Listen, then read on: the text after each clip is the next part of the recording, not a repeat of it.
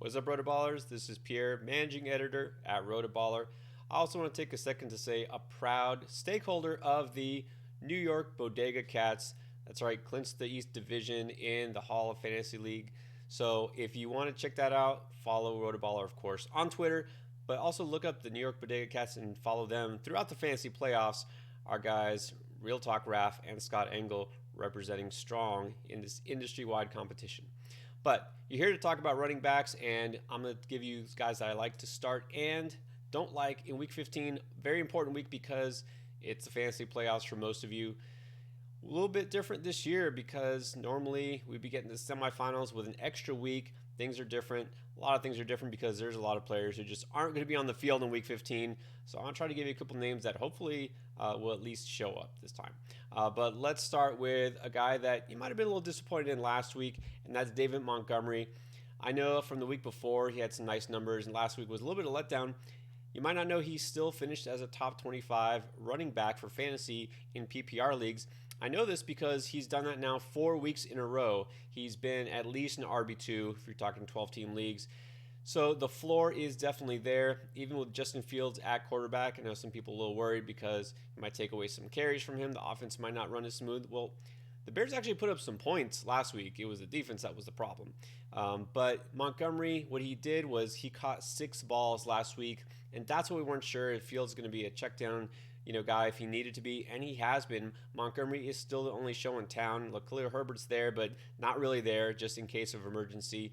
So Montgomery is still serving kind of as a bell cow back. The offense is doing something, and Montgomery definitely has a floor. Going against Minnesota, they're a bottom 10 defense on the season in terms of fantasy points allowed to running backs. So as terrible as it's been to quarterbacks and wide receivers, especially lately, they're still pretty bad to running backs too. So you can feel pretty good about Montgomery. I think you got to keep him in your lineup just because of that floor.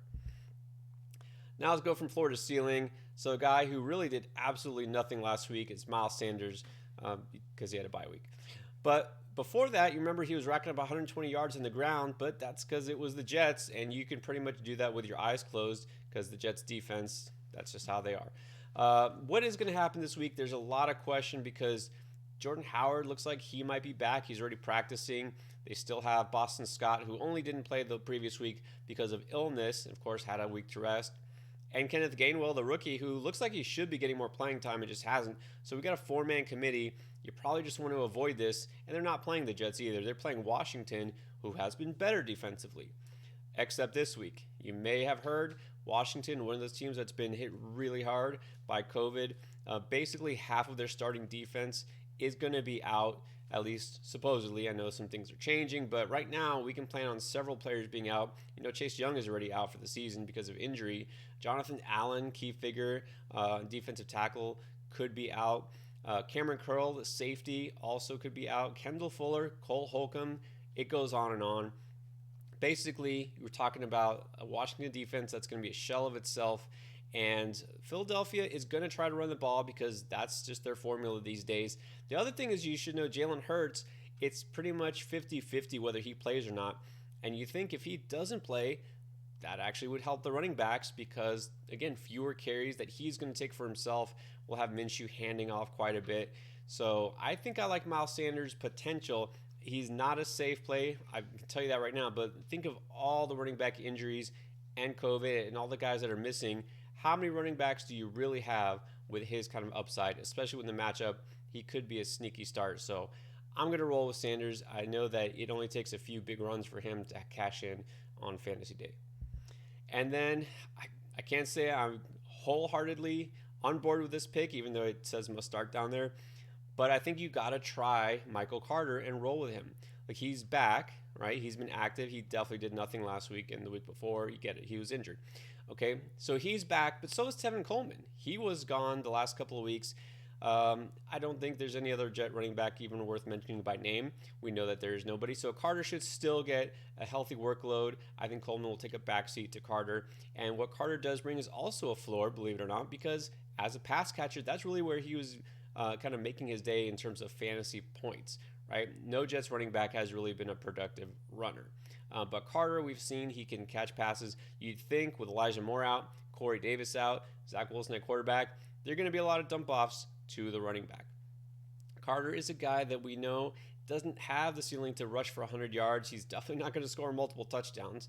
But you know what? There is some potential here for a nice day, kind of like David Montgomery.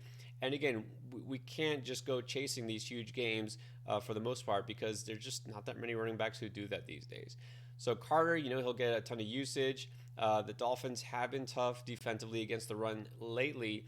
But in this particular game, don't expect it to be super high scoring. I mean, unless you really think the Dolphins are just going to blow them out and the Jets have to completely abandon the run, that I don't see that happening because that's hasn't happened. It didn't happen the last time these teams met. It was still pretty close.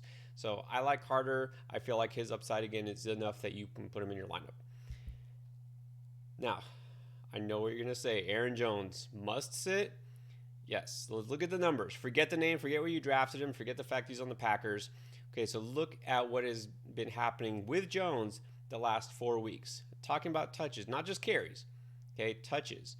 12, 11, 10, and then 8. He only touched the ball 8 times last week, which you might not realize if you look at his fantasy point total, he got you a pretty nice week, but that's because he scored twice.